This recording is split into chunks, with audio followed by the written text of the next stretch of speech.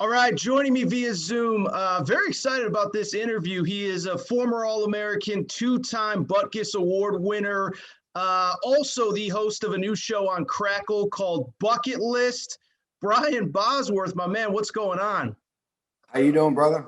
Thanks for having me on. I appreciate it. Dude, I'm doing really well.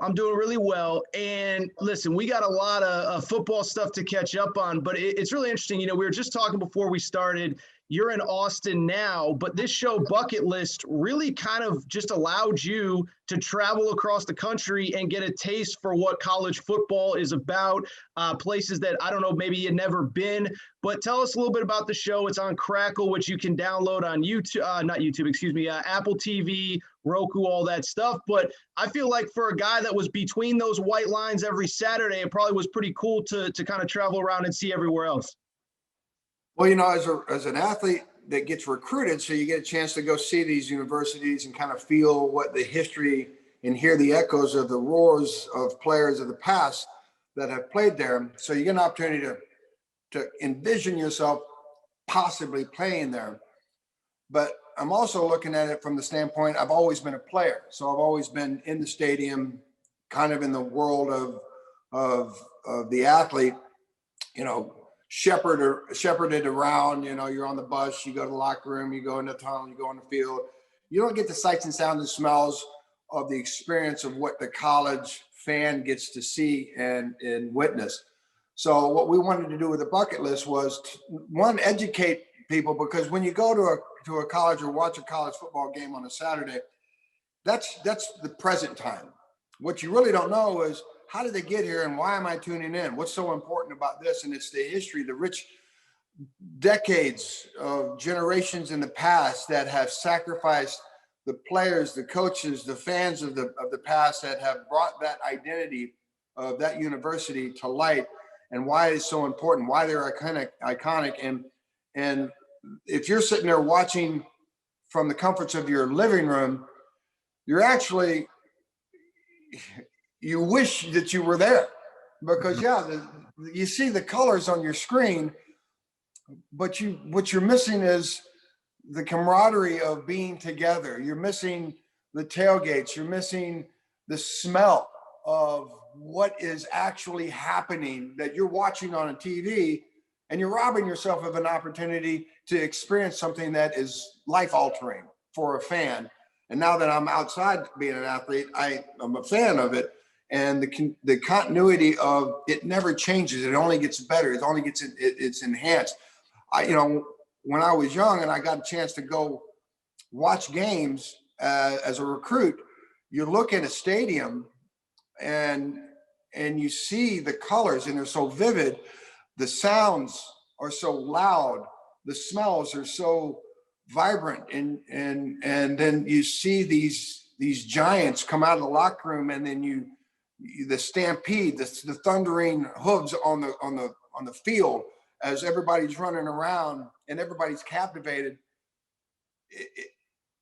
It's awe-inspiring. And as a fan, to be able to be outside the stadium and commingle with your loved ones and fans and friends that you've made relationships with, and then you see the colors of your opponent's fans that are coming in, and it's not like you jeer at them. You're not like mad at them. You actually appreciate that they actually went to the effort of putting their stuff in their car and driving however far, or getting in a plane and then showing up and then getting in a hotel room and then having the courage to put on their colors and walk into somebody else's backyard.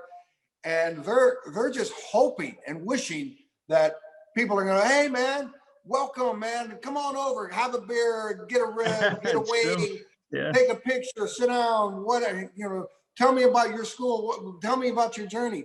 That's the passion of college football. And we wanted to, in this show, open the door for those that just sit in comfort in their living rooms and go, I'm good. Dude, you're not good. You're missing it. You're missing all of it. You're watching it, but you're missing it. So experiencing it and educating people what that means, the emotion of these towns and the campuses and the work that goes in and the passion that goes in, you have to go experience it. But we're restricted with pandemic and we wanted to have more. So we just tried to put into a 30-minute show as much as we could to explain how important it is for the fabric of America to embrace and continue to embrace what I think we absolutely need in our culture, which is togetherness. We have to be together. We can't isolate and watch it. We got to get together and experience it. Yeah, I was going to actually ask that. I don't know how much, obviously this last season was kind of wild. We're hoping next season's going to be fine, but don't know how much you were able to shoot in previous years where there were actually full capacity, full tailgates, all that stuff. I mean, from what you were able to experience, I mean, what were kind of some of your favorite moments? I saw you were at Texas A&M, Clemson, LSU with the tailgating scene. I mean, what were you actually able to experience, and what were some of the best memories? Well, I mean, that's the thing about it is because of the pandemic, the restrictions that we had, the access that we would like to have had to be able to get inside the stadium while games were going on, while the strategic nature of bringing that show together, that was robbed from us. So we had to pull footage from past, and the producers and our team, our film crew worked tirelessly to just capture as much as we could in the history, but we didn't get a chance to experience it.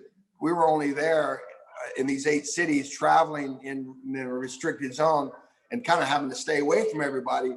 So we were fortunate enough that we put together something that felt like we were together, but yet we really weren't, because it was like a small crew kind of satelliting around to try to capture as much as we could. And I think the thing that we really appreciated was once we got there and boots on the ground, we had eyes and ears out there. And when we reached out, people were so gracious in all these cities that we went to, whether, or you can't call them cities in some cases, like in Auburn, we went to Auburn.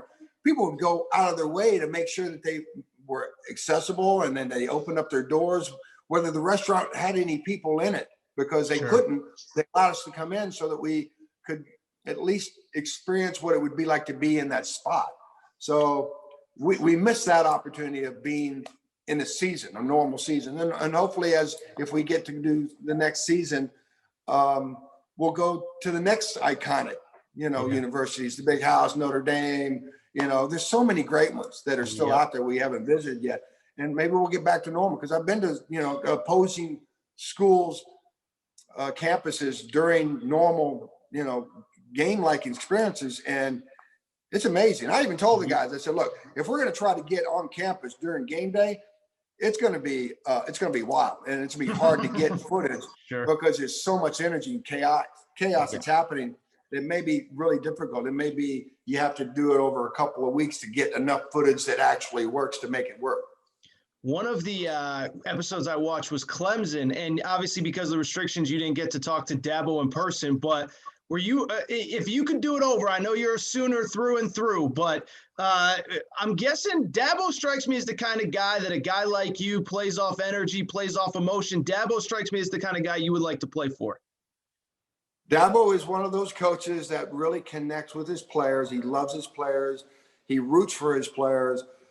It's important that he establishes the right energy with his players. And I really appreciate that with Dabo. Dabo is one of those coaches now, different where I was as an 18, 19, 20-year-old man playing at the University of Oklahoma versus what Dabo brings to the table. Dabo is unapologetic when it comes to having a relationship with Jesus and ingratiating that relationship into your life as a player, as a student, as a community servant.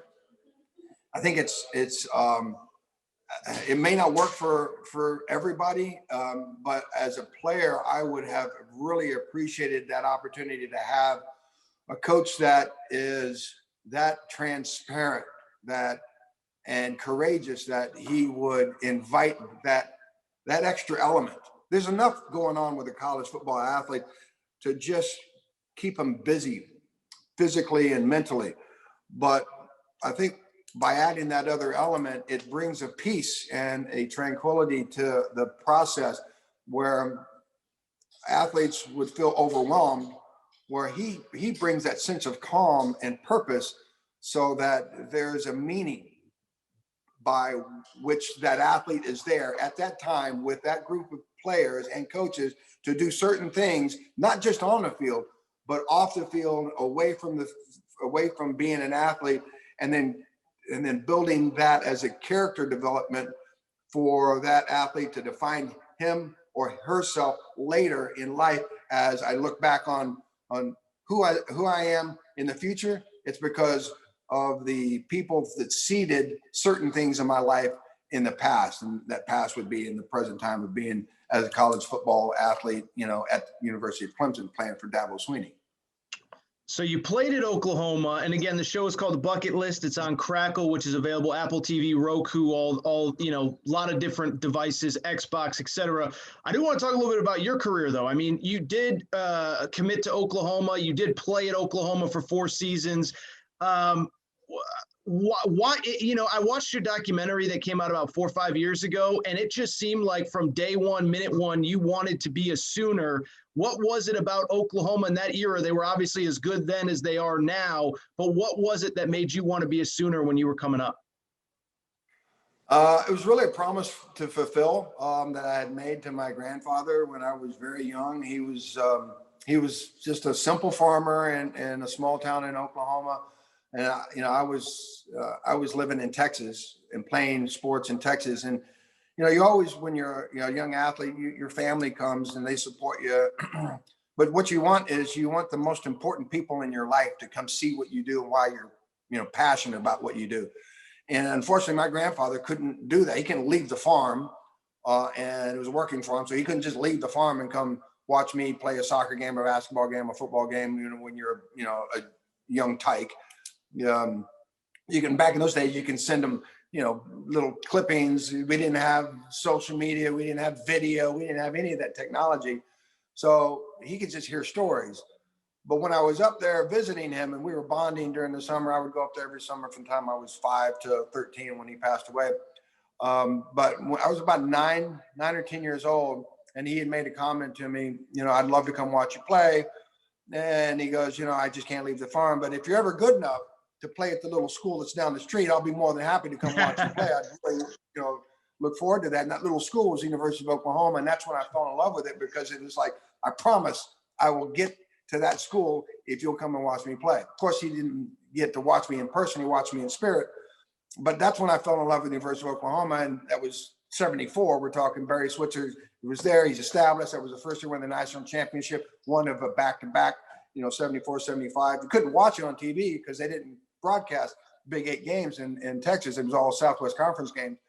So you only got to watch the Barry Switzer show. So here you got, basically the inventor, possibly the Boz on TV. And I'm watching this character, he's much different. Yeah, back in those days, you had Grant Taft show, the Fred Akers show, the Barry Switzer show. And everyone had their own certain characteristics and qualities and quirkiness. But you watch Barry Switzer, I mean, he was out there for college goes back to the 70s, and he was out there. So cutting edge. So there was something about him that just resonated with me. And, to get an opportunity to go play for somebody, a school that I had fallen in love with as a young kid. Now you start a relationship that's much deeper than just saying, hey, I've committed to a school to go play for the next 4 years. I've committed to somebody that I've admired now for the better part of 10 years and have aspired to get there and done everything I can, sacrifice all I can to make sure that I'm good enough to, one, fulfill the promise, but to be worthy enough to be asked to come play for a university with that much tradition and history, to be just part of that window of opportunity to make an impact. Am I good enough? So there's a lot that goes into being an athlete that happens well before you get to be a college athlete, that you have to sacrifice to make sure that you're ready and prepared to be a college athlete. What was your first interaction with Barry Switzer like? Well, it was crazy because, I'd already committed to every other school that I went to recruiting on. And I guess one of those things when you're in high school, that's always doubt. Doubt as an athlete, that's the shadow that haunts you the most. So to me, I was always worried about, and your doubt is fed by the people around you that seed you. If you have people that support you, the doubt diminishes. If you have people around you that dwell in doubt, that may not support you the way that you need them to, then doubt seems to creep in a little bit deeper. So in my circumstance in that particular time, my concern was I'm not good enough to play at the University of Oklahoma. They, to me, were on an upper echelon, and then the Southwest Conference was the Southwest Conference. And Texas A&M had come and recruited me hard, and I had already committed to Baylor, SMU, LSU. But when I got to A&M, it felt different. There was a different connection with A&M, and I really felt like, man, this is home. This feels right. So I went ahead and I just got tired of changing my mind. So I said, you know what? I don't want to disappoint myself. I've committed to these people. I'm going to commit to A&M, and I'm going to cancel Oklahoma. So I did that. And then the very next Tuesday at my high school, here comes Coach Switzer wearing a mink coat or beaver coat in the middle of the winter. He's got all his bling on, all of his Big 8 championship rings, his national championship rings. And my high school had, 3,000-4,000 people in it. So staggered our lunch breaks, 1,000 people in our cafeteria, and here the doors open, both doors swing open wide. In my mind, I see the smoke and the lights all coming through the doorway, and then enters Barry Switzer, and he's calling out my name across the cafeteria. Where's Boz? Where's Boz? And showing me all the bling. And I know you need one of these. You want one of these. You identify with one of these. And that was my first time that I actually saw him in person. So larger than life. But it was the down home conversation that I had with him that really set it in reality that he had the right words. He knew how to touch and push the right buttons with me. And the thing that resonated the most, and I asked him pointedly about recruitment and playing and why you're recruiting me. And, you could have any athlete, any linebacker, And he said some things that were just very poignant and just hit home. But when he said, I want you to come home and play, then I knew that was where I needed to be. That was the invitation I needed. So did he know that you had made the commitment to your grandfather? How did he know it's quote unquote home when he tells you that? Or is it? He had no idea. He was not privy to that conversation whatsoever. At some point in time in the later, and he may not even remember, I may have shared that with him. But I think that's part of why God has a special journey for you. You just have to trust the path that he has set for you, and that he's going to put the people in your path that's going to make that journey come to fruition. And when I talk about the supportive people around you that end up defining who you're going to be, he was that father figure in my life that was the next person that was going to push me in the direction that I needed to go. Sure. First was my grandfather, then it was my father, and then it was, Coach Switzer, but it was what he saw and how he believed in me, that I didn't believe in myself, but he saw in me. And that was one of the unique things that Coach Switzer, he has a gift. He sees in players the potential that the player has, that the player doesn't realize is there, and he knows how to get it out. And he's just uncanny at that.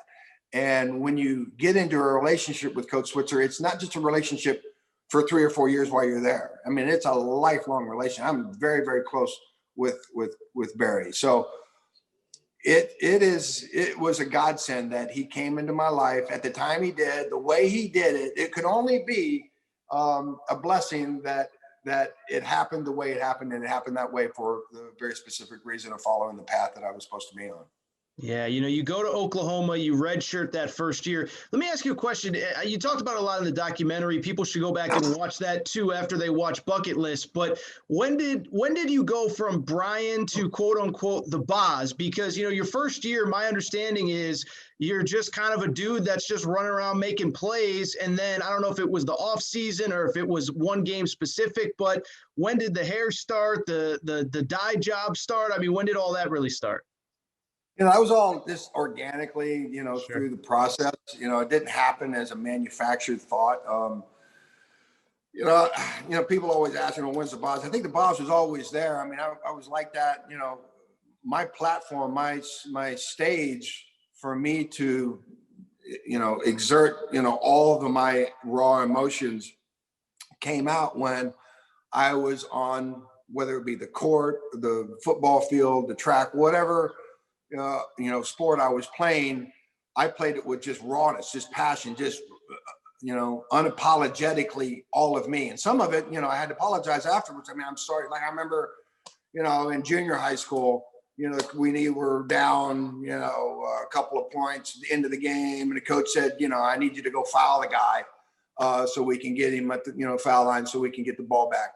And, instead of me going up and slapping him on the wrist or whatever, I went and forearmed him in the chin and knocked him down. It's like, nigga got kicked out of the game. Principal came over and said, what was that? It was a foul. Well, that's the wrong kind of foul. It's basketball. Foul. That foul's on football. So, it was just, you just play with a passion, and sometimes it's unbridled, and for me, when I had the confidence that I could let all of me out and I didn't have to worry about somebody judging me or saying, no, I like the way you do that, but I don't like the way you do this. You shouldn't do this. And maybe if you tried, Coach Switzer was one of those guys, he just said, you just go be you. You just go be all of what you can be, and we're going to give you that platform to do that. So the playing part was always there. It was the external part that created the buzz, which was this, the smart aleck comments and, the quotes and all the other stuff, which may in retrospect, at the time, be outrageous. But again, Coach Switzer, he didn't put a harness on us and say, no, we want you to do this. And it happened so organically. I remember the Boz thing came out, just with it was the OU Texas weekend, my first year, it's all silly stuff, stupid stuff. My girlfriend had broken up with me, right before the season because she didn't understand why she wasn't number one and why football was so important and da. And then it came to, she, threw a stabbed at my heart with I'm going to leave school at the University of Oklahoma. I'm going to go marry some dude from the University of Texas. His name is Duke. I mean, you couldn't write something more abrasive for a young, impressionable, emotional college football player than to stab him in the heart by saying you're going to leave me, go to some other school that you hate more than anything, marry some dude with a name like Duke. I mean, who names the kid Duke in the first place? And then you couldn't start a forest fire any more than that. And then to come up and then ask me, to have the gall to ask me, could you get me OU Texas tickets because me and my new boyfriend want to go watch the game? Come on, Duke. What are you Duke, right, man?